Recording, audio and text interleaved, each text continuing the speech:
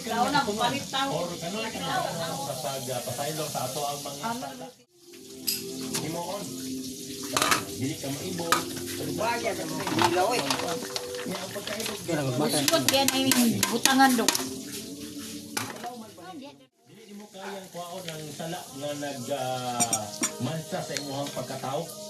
Kinahanglan kini og maglalapad nga way lain sa Ginoong Hesus. Kilaw.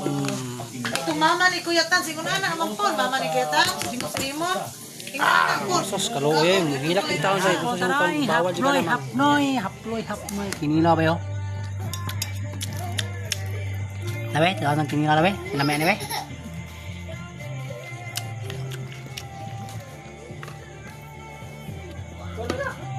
Pero na, hindi na kung dungan yung kaon, kaya matapunit niya, gusto nila.